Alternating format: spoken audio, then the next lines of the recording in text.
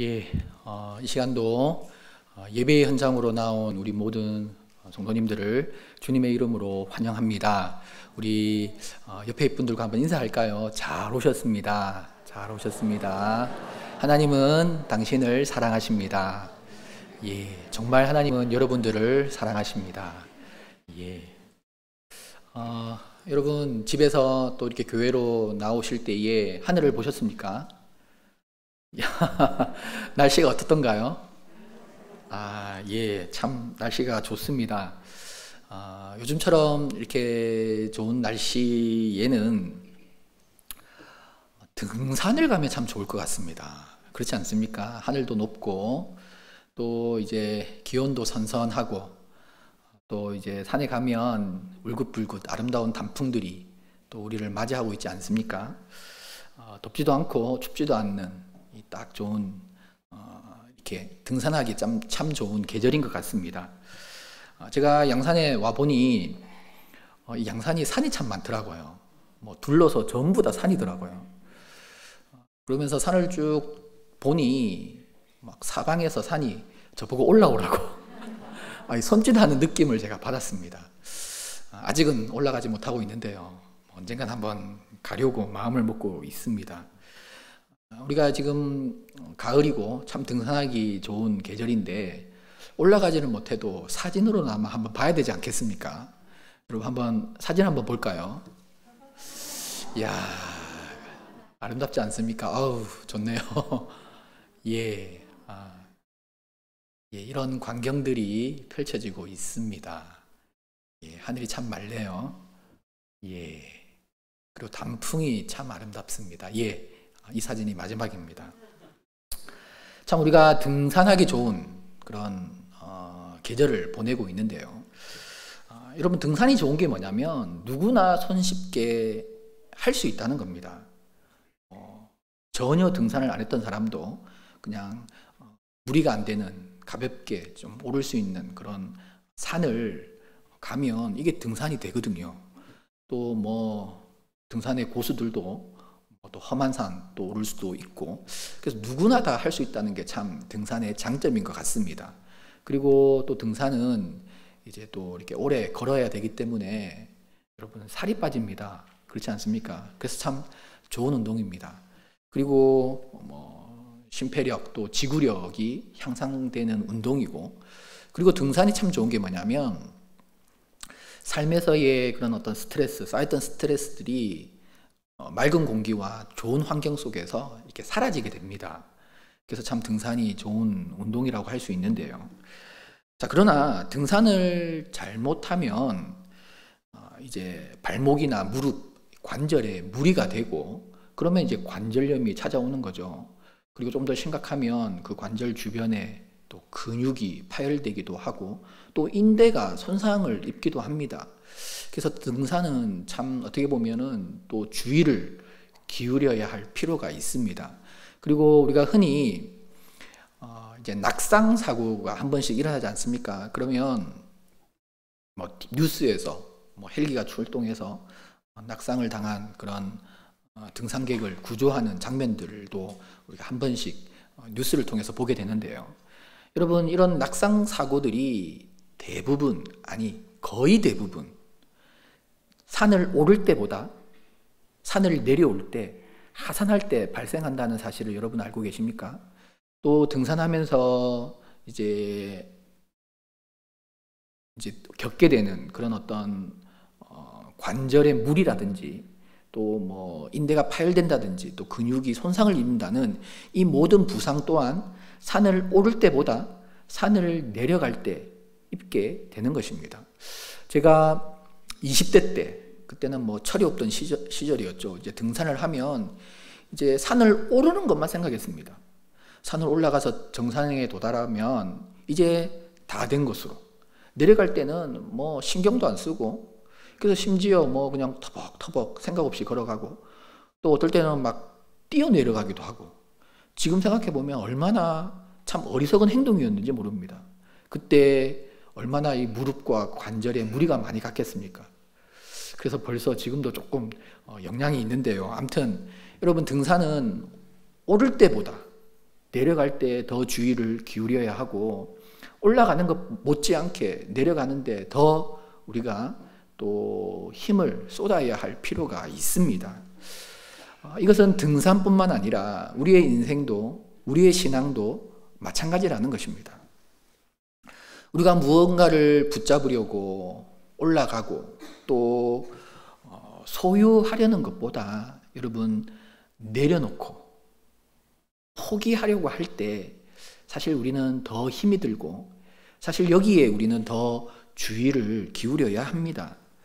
여러분, 오르는 것보다, 더 가지려는 것보다, 더 높아지는 것보다, 나를 더 드러내려는 것보다 나를 낮추려고 할 때, 나를 내려놓으려고 할 때, 나를 포기하려고 할 때, 여러분 여기에 더 힘이 듭니다.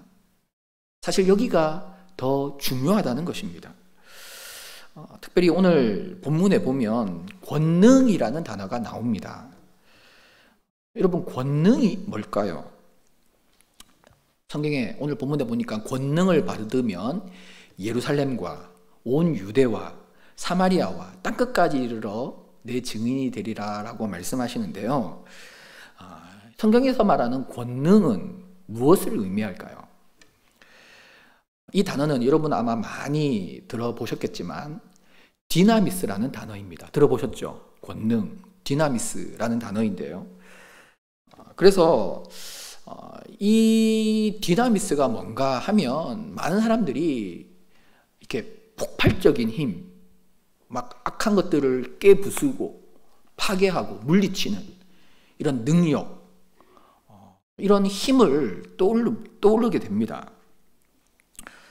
왜냐하면 우리가 잘 아는 대로 이 디나미스에서 다이나마이트라는 단어가 파생되었기 때문입니다. 스웨덴의 과학자 노벨은 폭발력이 굉장한 그런 물질을 발명을 했습니다. 엄청난 파괴력, 엄청난 폭발력을 가진 이 물질을 발명하고 나서 이것에 대한 이름을 어떻게 붙일까라고 하다가 헬라어 디나미스를 생각하게 되었고, 그 디나미스에서 차용을 해서 다이나마이트라는 표현을 만들게 되었습니다. 자, 그래서 디나미스 하면 다이나마이트가 생각이 나고, 다이나마이트의 그 강력함, 막 깨트리고 막 부수고 막 파괴하는 그런 어떤 물리적인 힘이 이렇게 떠오르게 되는데요. 그런데 가만히 생각해 보면 여러분, 디나미스가 먼저입니까? 다이나마이트가 먼저입니까? 디나미스가 먼저거든요. 그런데 이 뒤에 나온 다이나마이트가 디나미스에 영향을 주는 것입니다. 무슨 말이냐면 A에서 B가 나왔다면 이 B는 A의 영향을 받아야 하는데 이 B의 이미지가 너무 커서 오히려 A에 영향을 주면서 A를 삼켜버린 것입니다. 디나미스와 다이너마이트가 그렇다는 거죠. 이게 이해가 될런가는 모르겠지만 이야기를 해보면 양산하면 저기 남부시장에 있는 양산읍이 양산이 아닙니까? 그런데 물금이 커져요. 이 물금이 커지더니 이제는 이 물금이 양산인 것처럼, 물금 사시는 분들 죄송한데 아무튼 양산을 다 잡아먹은 것입니다. 이제는 물금이 양산인 것처럼 되어 버렸습니다. 이와 비슷하다고 할까요? 여러분, 제가 무슨 이야기를 하려고 하는지 여러분 아시겠죠? 아무튼 의미에 있어서 이게 주객이 전도된 것입니다. 그래서 오히려 이 디나미스를 생각할 때 다이나마이트가 영향을 주고 그 의미를 흡수해 버린 것입니다. 자, 그렇다면 과연 디나미스는 뭔가? 이 능력은 어떤 의미인가? 진짜 다이나마이트처럼 그렇게 박살내고 이 악한 것들을 물리치고 깨부수는 이런 강력한 힘, 이런 어떤 물리적이고 이런 어떤 힘을, 능력을 말하는 것인가? 물론 맞습니다. 그런 의미가 있습니다. 그런 측면도 포함하고 있습니다. 그러나 성경이 좀 더 핵심적으로 강조하고 성경이 좀 더 궁극적으로 의미하는 디나미스는 그런 어떤 물리적인 힘보다는 오히려 자신을 내려놓는 힘, 자신을 낮추는 힘, 자신을 포기하는 힘이라는 것입니다. 오늘 본문에 이 성령의 권능, 디나미스가 나오는데요. 이 디나미스가 어디로 향하고 있는가? 여러분 확인해 볼 필요가 있습니다. 이 디나미스가 어떻게 드러나고 나타나고 있는가? 그것은 마지막에 보면 내 증인이 되리라. 내 증인이 됨을 통해서 디나미스가 나타나고 표현된다는 것입니다. 여기서 이 증인, 여러분 많이 들어보셨을 것인데 이 증인은 마르투스입니다. 마르투스는 증인이라는 의미와 함께 또 아주 강력한 의미를 하나 내포하고 있는데 그건 뭐냐면 순교자라는 의미입니다. 마르투스는 순교자입니다. 여러분, 이 마르투스가 나를 드러내고 나를 높이고 나를 강조하고 나를 포기하지 않을 때 마르투스가 가능합니까? 아닙니다. 마르투스는 나를 내려놓아야 합니다. 나를 포기해야 합니다. 나를 낮추어야 합니다. 그럴 때 마르투스의 삶이 가능한 것입니다. 당시 이 디나미스, 성령의 권능을 받은 이 초대교회 성도들이 어떤 모습을 보이고 있는가? 우리가 성경을 통해서 진짜 구체적으로 한번 확인해 볼 필요가 있는데요. 먼저 이 성령의 권능을 받은 이 초대교회 성도들을 사도행전은 이제 보여줄 때 스데반을 먼저 보여주고 있습니다. 성령의 권능을 받은 스데반. 어떤 모습, 그 권능이 어떻게 드러나고 있는가? 스데반이 보여주는 권능의 길을 보면 스데반은 여러분 철저하게 자신을 낮추는 것입니다. 자신을 내려놓고 자신을 포기하는 것입니다. 그리고 예수님만 높이는 것입니다. 사람들이 자신을 돌로 치려고 하는 그 고통스러운 상황, 그 절체절명의 순간 속에서도 그는 자신을 낮출 수 있는 사람이었습니다. 그렇기 때문에 그 높으신 영광의 주님을 그가 목도하지 않았습니까? 자신을 낮추고 자신을 내려놓지 않으면 그 영광의 주님을 볼 수 없습니다. 그 순간에 이 스데반은 그 영광의 하늘에 계신 예수님을 바라보았다고 성경은 기록하고 있습니다. 그리고 여러분 자신을 향하여 돌을 던지는 그 사람들을 향하여 이 권능의 사람 스데반은 뭐라고 외치고 있습니까? 하나님, 지금 당장 불을 내려서 이들을 멸해 주십시오라고. 여러분 어떤 물리적인 힘을 하나님 사용해 주십시오라고 스데반이 기도하고 있습니까? 아니죠. 여러분 잘 아시는 바처럼 사도행전 8장 5절 확인해 보시면 아니죠. 사도행전 7장 60절을 확인해 보시면 무릎을 꿇고 화면에 있습니다. 크게 불러 이르되 주여 이 죄를 그들에게 돌리지 마옵소서 이 말을 하고 자니라. 여러분 성령의 권능으로 충만했던 스데반은 자신을 내려놓고 자신을 포기하고 자신을 낮출 수 있는 사람이었습니다. 만약 스데반이 자신을 포기하지 않았다면, 자신을 내려놓지 않고 자신을 높이려고 했다면 이 순간에 어떻게 기도했겠습니까? 당장 저들을 벌해 주십시오라고 기도했지 않겠습니까? 그러나 자신을 내려놓았기 때문에 오히려 자신이 죽어가면서도 그 영혼들이 크게 보였기 때문에 자신은 낮아지고 그 영혼들이 크게 보였기 때문에 하나님 저들의 죄를 용서해 주십시오. 저들을 불쌍히 여겨 주십시오라고 스데반은 기도할 수 있었던 것입니다. 그리고 마찬가지로 성령으로 충만했던, 권능으로 충만했던 빌립이 계속해서 보여주고 있는 이 성령의 권능의 길은 무엇입니까? 사도행전 8장 5절 확인해 보시면 빌립이 사마리아 성에 내려가 그리스도를 백성에게 전파하니. 빌립이 성령의 권능으로 충만하니 어디로 내려갔다고요? 사마리아 성으로 내려갔습니다. 여러분 사마리아는 이 유대인들이 싫어하는 곳입니다. 아니 싫어하다는 것을 넘어서 경멸하는 곳입니다. 잘 아시다시피 역사를 통해서 북쪽 이스라엘이, 사마리아를 중심한 북쪽 이스라엘이 아수르에 의해서 멸망을 당했습니다.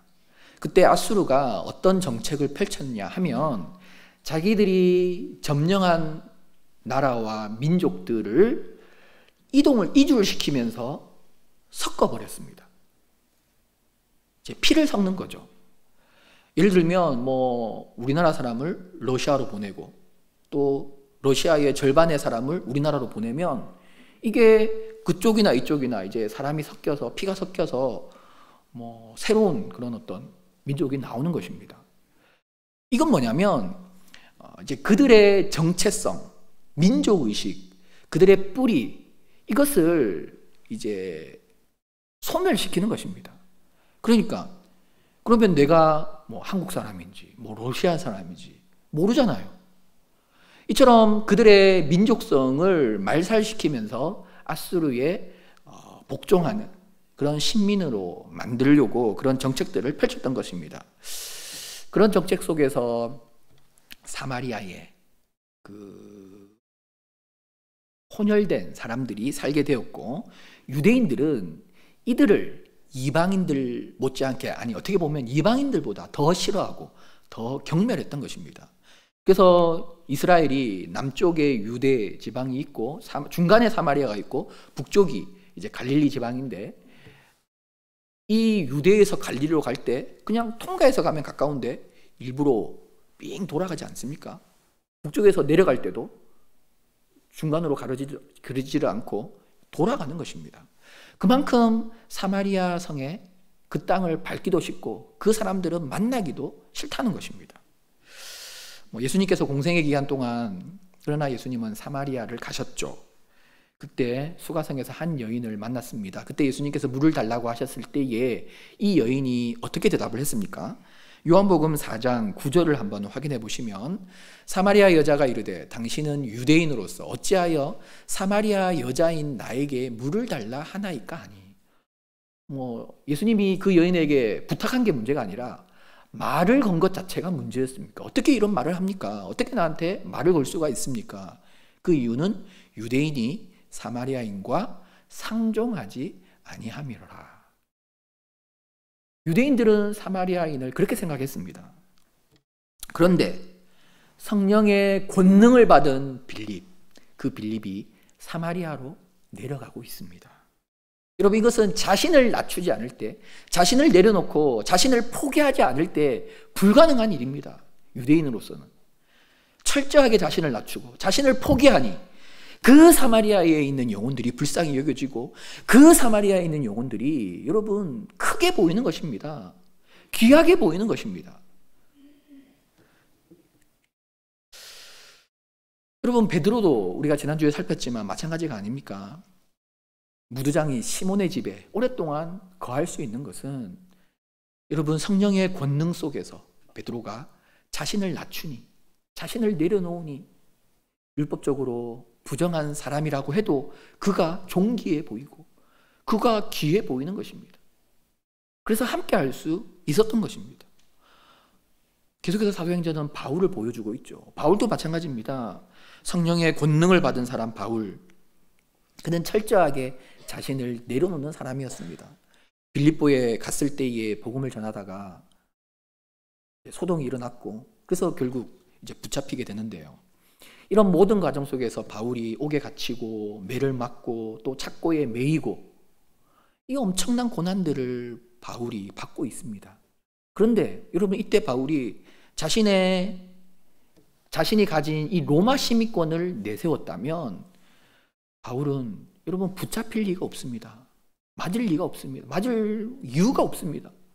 옥에 갇힐 이유도 없고 매일 이유도 없습니다. 그 누구도 바울을 함부로 할 수 없는 것입니다. 그런데 바울은 그 시민권을 사용하지 않습니다. 그 밤에 기도하고 찬양했을 때에 옥터가 흔들리며 옥문이 열리고 매인 것이 다 풀어졌습니다. 그럼에도 불구하고 바울은 자유를 누리지 않고 있습니다. 나가지 않고 있습니다. 끝까지 옥에 남아 있습니다. 여러분, 왜 그렇습니까? 자신을 내려놓았기 때문에, 자신을 낮출 수 있었기 때문에. 자신이 만나는 그 영혼들이 더 귀하게 여겼기 때문에 여러분 바울은 그런 행동들을 할 수 있었던 것입니다. 그렇습니다. 사도행전이 정말 강조하는 것은 이 권능의 길은 결코 나를 드러내고 나를 높이고 뭐 어떤 특별한 능력을 나타내고 어떤 힘을 소유하고 여러분 이런 것들이 아니라는 것입니다. 정말 사도행전이 말하고 있는 하나님이 우리에게 말씀하고 있는 이 성령의 권능은 이 디나미스는 오히려 나를 낮추는 것입니다. 나를 내려놓는 것입니다. 나를 포기하는 것입니다. 그리고 주님을 크게 보고 그리고 주님이 사랑하시는 우리의 이웃들과 또 우리 지체들을 더 소중히 여기고 더 귀하게 여길 수 있는 마음. 여러분 이게 진짜 힘이고 이게 진짜 능력이라는 것입니다.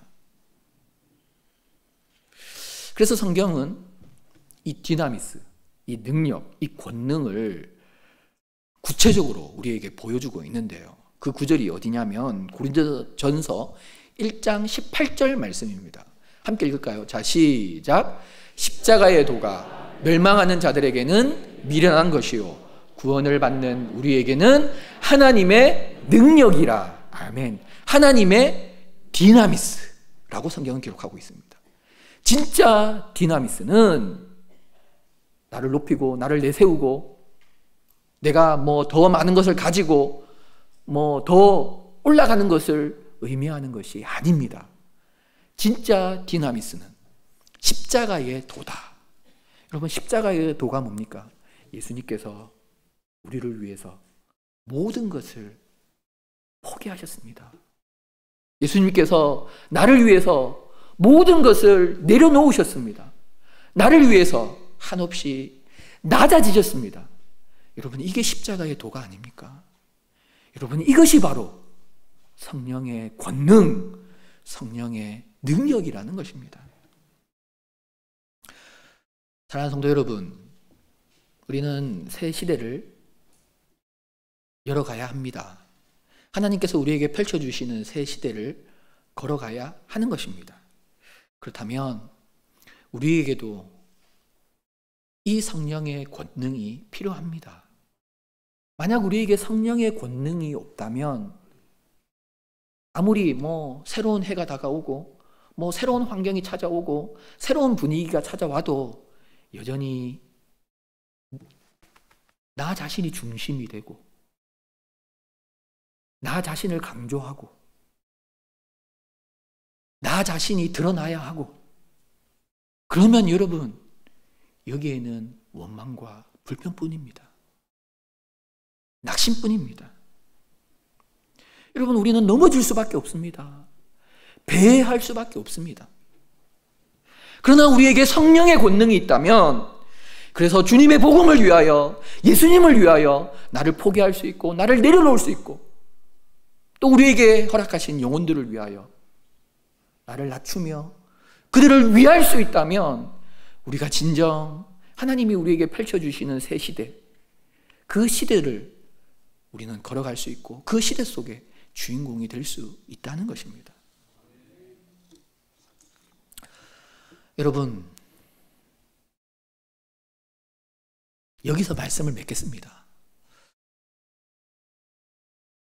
단 영상을 하나 보고 말씀을 정리하도록 하겠습니다. 한번 영상을 한번 볼까요?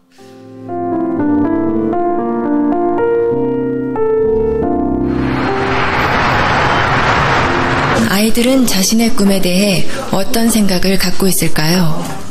한 고등학교를 찾아가 청소년의 꿈을 스케치하다라는 주제로 의식조사 프로그램을 촬영하기로 했습니다. 안녕하세요. 수능 잘 봤어요? 다들 시선을 피하는데 오늘 얘기할 거에 대해서 조금 학생들이 생각하는 꿈은 과연 무엇일까요? 질문지를 갖고 왔어요. 죽기 전에 꼭 해보고 싶은 당신의 꿈은 무엇인가요? 이게 버킷리스트라고 하죠, 요즘에.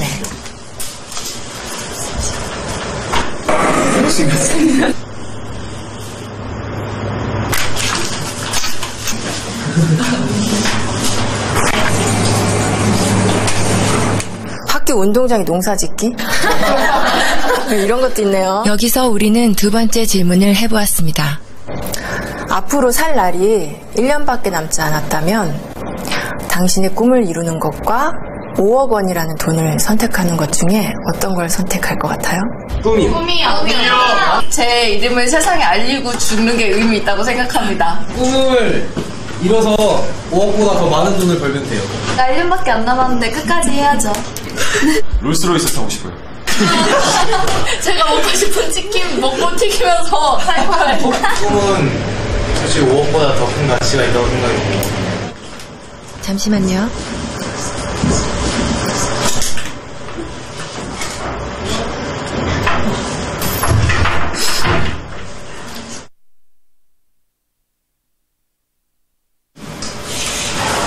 우리 온 가족이 함께 모여서 멕시코 좀 걸어한 데서 좀 해보고 싶고 하고 싶은 게 너무너무 많죠. 아들이랑 둘이서 배낭여행 한번 가고 싶어요. 집 투어? 아들이랑? 저희 고향 양평으로 내려가서 그림같이 멋있는 집을 짓고 사랑하는 가족과 함께 행복하게 사는 게 제 꿈입니다. 조그만 극장이라도 하나 해줬으면 성진이가 하고 싶어 하는 거니까. 많은 추억이나 또 집사람한테 그동안 못 해준 거 그런 것만 생각나더라고요. 가족과 함께 여행을 하는 게 저희 꿈입니다. 근데 할 수만 있으면 진짜 같이 한번 성진이 데리고 여행을 좀 해보고 싶습니다. 고속이 친구들랑 만나보고 싶어요. 맥주 한잔 마시고 싶어요. 맥주 괜찮죠?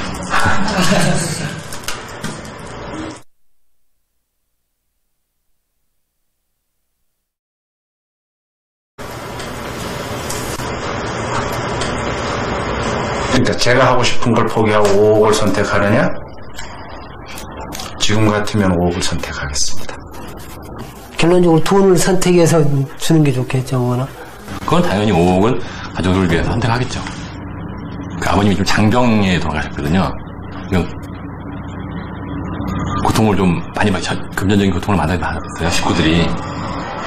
제가 한번 아파보니까 주변은 다 피해갔고 가족이 제일 중요하더라고요. 제가 앞으로 한번 일을 더 한다고 해서 현실적으로 5억을 벌어놓고 성진이한테 기여를 하고 간다는 보장이 있겠습니까?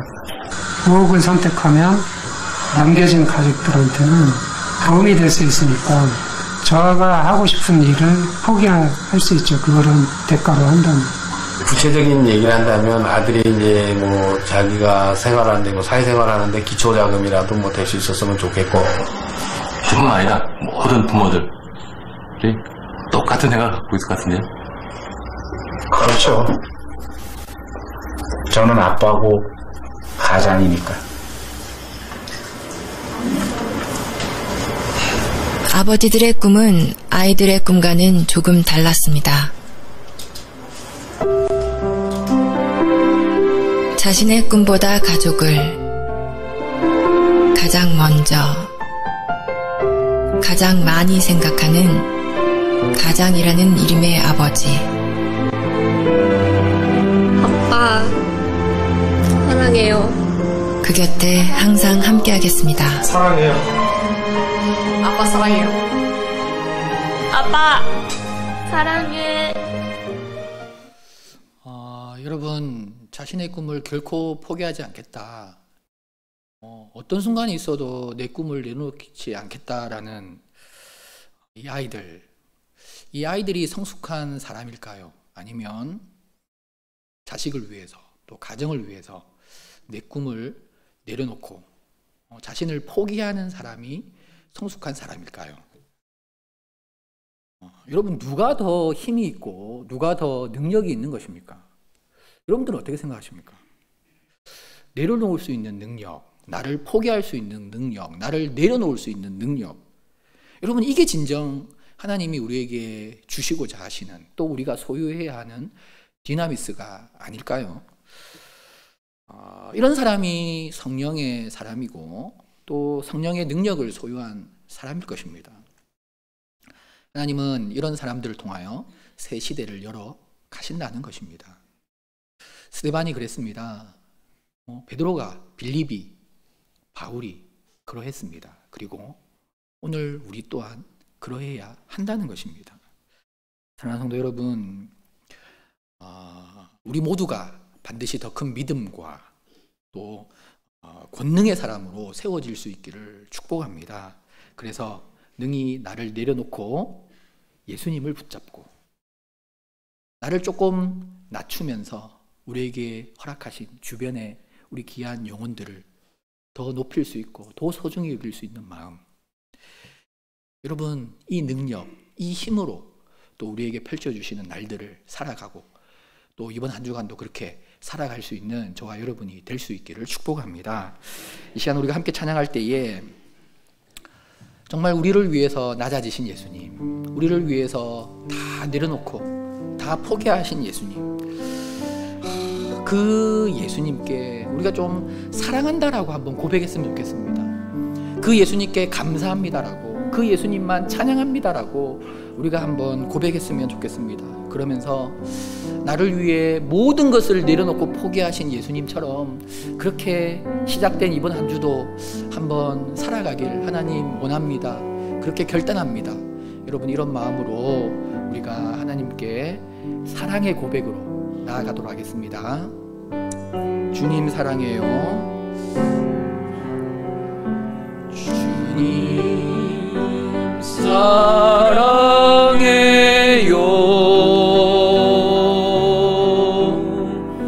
주님 사랑해요.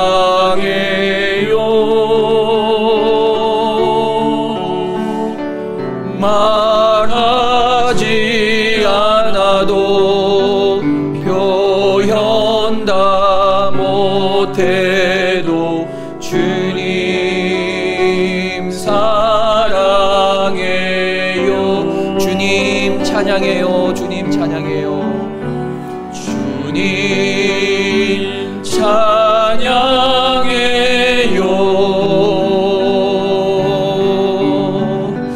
주님 찬양해요. 나를 위해 모든 것을 내려놓으신 주님, 말하지 않아도 표현 다 못해도 주님 찬양. 우리 시간 눈을 감고 찬양하겠습니다. 주님 감사해요. 주님 감사해요.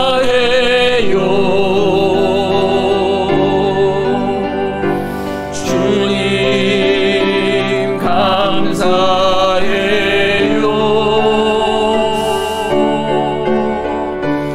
말하지 않아도 표현 다 못해도 주님 감사. 우리 다시 한번 마지막으로 주님 사랑해요. 오른손을 들고 찬양하겠습니다.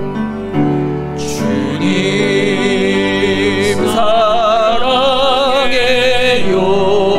주님 사랑합니다. 주님 사랑해요.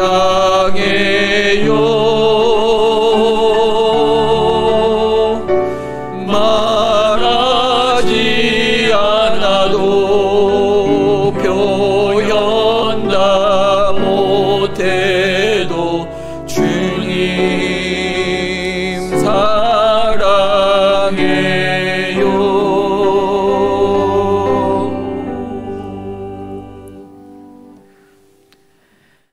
주 예수 그리스도의 은혜와 하나님의 사랑과 성령님의 권능케 하시는 역사가 이 시간 나 자신을 내려놓고 이번 한 주도 주님만을 높이고 또 우리에게 맡기신 영혼들을 귀하게 여기며 살아가길 결단하는 주의 백성들의 삶 가운데 영원토록 함께 있을지어다. 아멘.